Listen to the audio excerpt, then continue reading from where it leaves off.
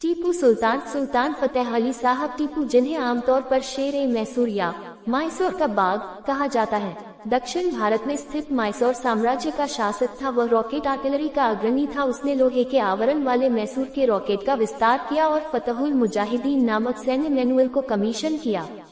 उसने पोललूर की लड़ाई और श्रीरंगपट्टनम की घेराबंदी सहित एंग्लो मैसूर युद्धों के दौरान ब्रिटिश सेना और उनके सहयोगियों के अग्रिमों के खिलाफ रॉकेट तैनात किए।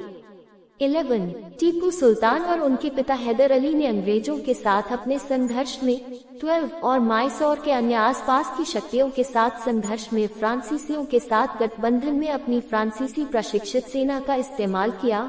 मराठों, सीरा और मालाबार, कोडगु, बेदनोर, कर्नाटक और त्रावणकोर के शासकों के खिलाफ 1782 में दूसरे एंग्लो मैसूर युद्ध के दौरान कैंसर से अपने पिता की मृत्यु के बाद टीपू मैसूर के शासक बने।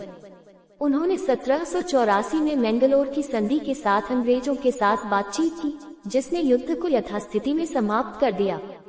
टीपू के अपने पड़ोसियों के साथ संघर्षों में मराठा मैसूर युद्ध शामिल था, जो गजेंद्रगढ़ की संधि पर हस्ताक्षर के साथ समाप्त हुआ।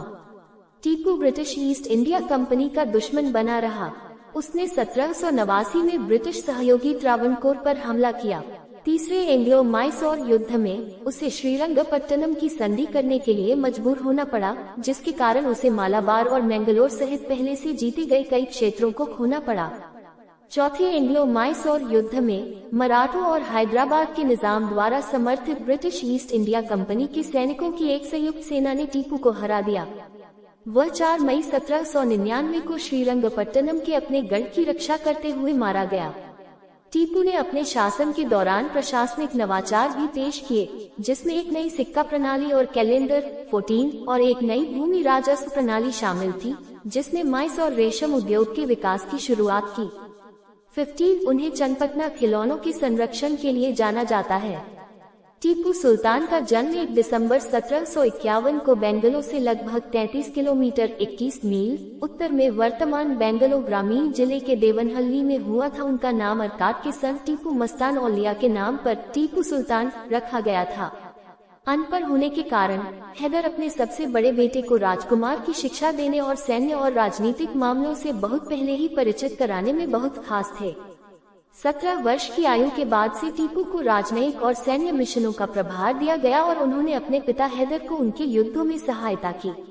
टीपू के पिता हैदर अली मैसूर साम्राज्य की सेवा में एक सैन्य अधिकारी थे, जो 1761 में मैसूर के वास्तविक शासक बन गए थे, जबकि उनकी मां फातिमा फखर उन निसा कड़प्पा के किले की गवर्नर मीर मुइनुद्दीन की बेटी थी।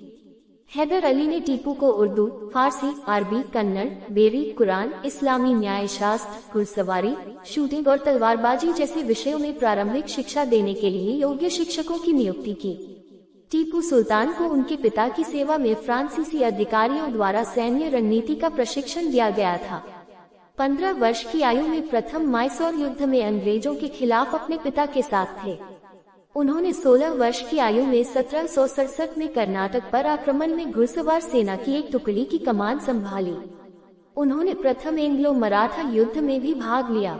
अलेक्जेंडर बीटसन, जिन्होंने चौथे मैसूर युद्ध पर एक खंड प्रकाशित किया था, जिसका शीर्षक था टीपू सुल्तान के साथ युद्ध की उत्पत्ति और संचालन का दृश्य, ने टीपू सुल्तान का वर्णन इस प्रकार किया। उनका कद लगभग 5 फुट 8 इंच था। उनकी गर्दन छोटी थी, कंधे चौकोर थे और वे काफी मोटे थे। उनके अंग छोटे थे, विशेष रूप से उनके पैर और हाथ। उनकी बड़ी भरी हुई आंखें, छोटी धनुषाकार भौहें और तीखी नाक थी। उनका रंग गोरा था और उनके चेहरे की सामान्य अभिव्यक्ति गरिमा से रहित नहीं था। 1779 में अंग्रेजों ने माहे के फ्रांसीसी नियंत्रित बंदरगाह पर कब्जा कर लिया, जिसे टीपू ने अपने संरक्षण में रखा था और इसकी रक्षा के लिए कुछ सैनिक प्रदान किए थे। जवाब में हैदर ने मद्रास से अंग्रेजों को बाहर निकालने के उद्देश्य से कर्नाटक पर आक्रमण किया। इस अभियान के दौरान टीपू सुल्तान को हैदर अली ने 1779 में अंग्रेजों ने माहे के फ्रांसीसी नियंत्रित बंदरगाह पर कब्जा कर लिया, जिसे टीपू ने अपने संरक्षण में रखा था।